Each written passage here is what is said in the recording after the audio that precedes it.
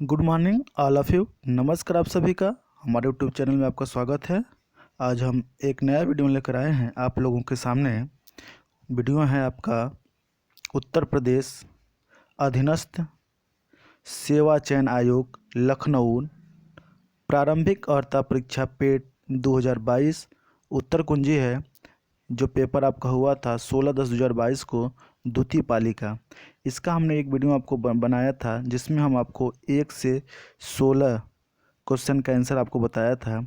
और हम अगला जो वीडियो बना रहे हैं इसमें 51 से लेके आपका 70 तक आंसर होगा।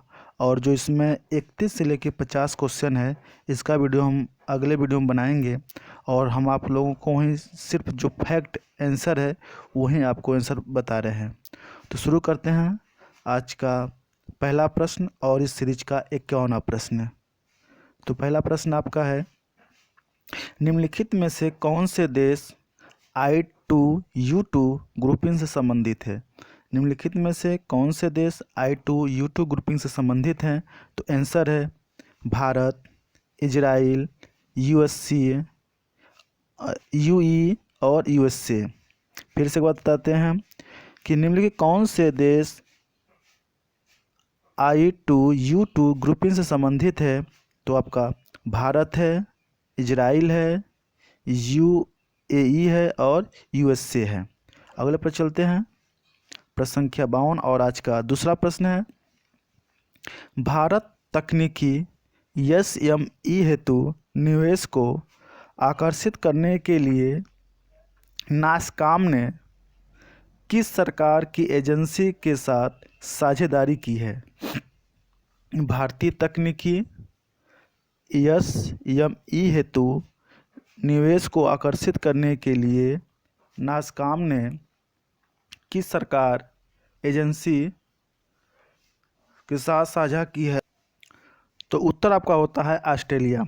अगले पर चलते हैं, प्रश्न संख्या 53 और आज का तीसरा प्रश्न है यह, सरकार के स्वामित्व वाली रोसाटोन ने हाल ही में भारत के कुडनकुलम संयंत्र को दीर्घ ईंधन चक्र वाले उन्नत यन ईंधन की आपूर्ति की है।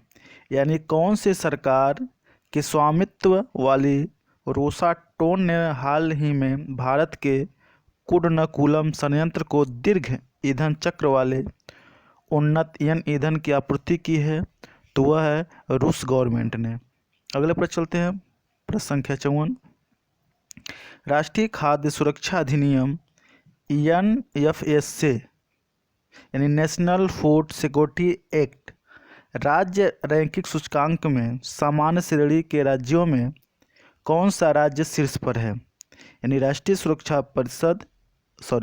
खाद्य सुरक्षा अधिनियम NFSA ने राज्य रैंकिंग सूचकांक में सामान्य श्रेणी के राज्यों में शीर्ष पर उड़ीसा राज्य है। अगले पर चलते हैं, प्रश्न संख्या 55, डॉक्टर राजेंद्र प्रसाद स्मृति पुरस्कार निम्नलिखित में से किस क्षेत्र से संबंधित है। डॉक्टर राजेंद्र प्रसाद स्मृति पुरस्कार निम्नलिखित में से किस क्षेत्र से संबंधित है। तो आपसे आंसर है लोक प्रशासन से डॉक्टर राजेंद्र प्रसाद स्मृति पुरस्कार संबंधित है। अगले पर चलते हैं, प्रश्न संख्या 56, निम्न में से किस राज्य में भारत के प्रथम अमृत महोत्सव का उद्घाटन किया गया। यानी भारत का कौन सा राज्य है जिसमें अमृत सरोवर का उद्घाटन किया गया था, अमृत सरोवर का। तो उत्तर प्रदेश राज्य में सर्वप्रथम अमृत सरोवर का उद्घाटन किया गया था। अगले पर चलते हैं, प्रश्न संख्या 57, निम्नलिखित में से किस राज्य में हाल ही में यूरेनियम खनन भंडार पाए गए। कौन सा राज्य भारत का है जिसमें यूरेनियम खनन भंडार पाए गए थे। तो राजस्थान में यूरेनियम खनन भंडार पाए गए हैं। अगले पर चलते हैं, प्रश्न संख्या 58, निम्नलिखित में से किस राज्य में दीमापुर में केंद्रीय मंत्री नरेंद्र सिंह तोमर द्वारा कृषि और किसान कल्याण के लिए शहद परीक्षण प्रयोगशाला शुरू की गई थी। यानी किस राज्य में दीमापुर में केंद्रीय मंत्री नरेंद्र सिंह तोमर द्वारा कृषि और किसान कल्याण के लिए शहद परीक्षण प्रयोगशाला शुरू की गई थी, तो वह नागालैंड में उन्होंने शुरू किया था। अगले पर चलते हैं। प्रश्न संख्या 59। निम्नलिखित में से किस कंपनी ने उद्योग प्रथम वैश्विक स्वास्थ्य देखभाल योजना शुरू की थी? निम्नलिखित किस कंपनी ने उद्योग प्रथम वैश्विक स्वास्थ्य देखभाल योजना शुरू किया गया था? वह कंपनी था Bajaj Alliance general insurance. Company का नाम है बजाज एलियांस जनरल इंश्योरेंस। अगले पर चलते हैं। प्रश्न संख्या 60।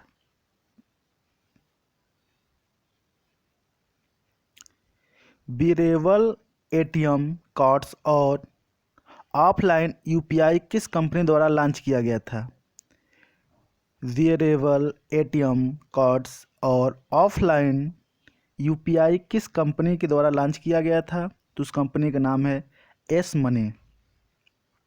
अगले पर चलते हैं। प्रश्न संख्या 61 है।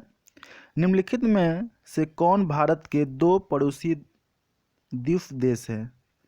निम्नलिखित में से भारत के दो पड़ोसी द्वीप देश कौन से हैं?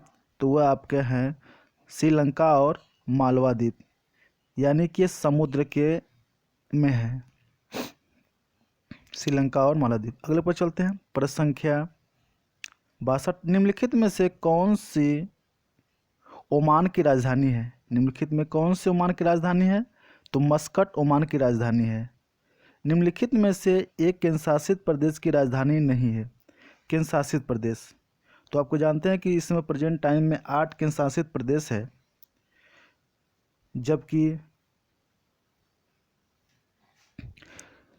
जबकि आइजोलम मिजोरम की राजधानी है, जबकि मिजोरम एक केंद्र शासित प्रदेश नहीं है, वो एक पूर्ण राज्य है। अगले पर चलते हैं। प्रश्न संख्या 64।